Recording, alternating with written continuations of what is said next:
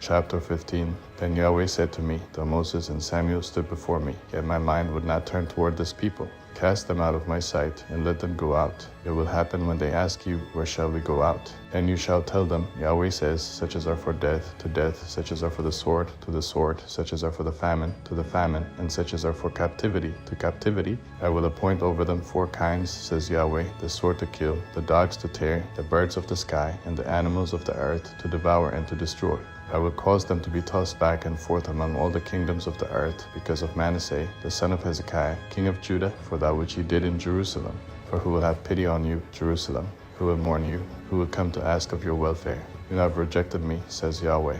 You have gone backwards. Therefore I have stretched out my hand against you and destroyed you. I am weary of showing compassion. I have winnowed them with a fan in the gates of the land. I have bereaved them of children. I have destroyed my people. They didn't return from their ways. Their widows are increased more than the sand of the seas. I have brought on them against the mother of the young men a destroyer at noonday.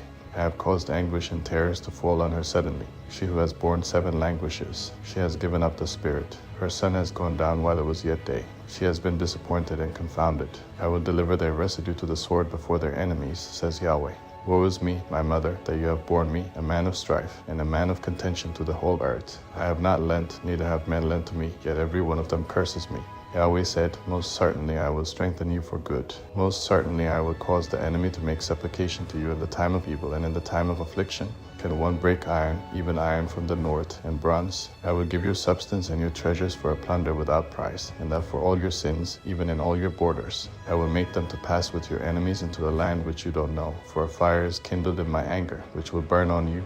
Yahweh, you know. Remember me, visit me, and avenge me of my persecutors. You are patient, so don't take me away. Know that for your sake I have suffered reproach. Your words were found, and I ate them. Your words were to me a joy and the rejoicing of my heart, for I am called by your name, Yahweh, God of armies. I didn't sit in the assembly of those who make merry and rejoice. I sat alone because of your hand, for you have filled me with indignation. Why is my pain perpetual, and my wounding curable, which refuses to be healed? Will you indeed be to me as a deceitful brook, like waters that fail? Therefore Yahweh says, if you return, then I will bring you again, that you may stand before me.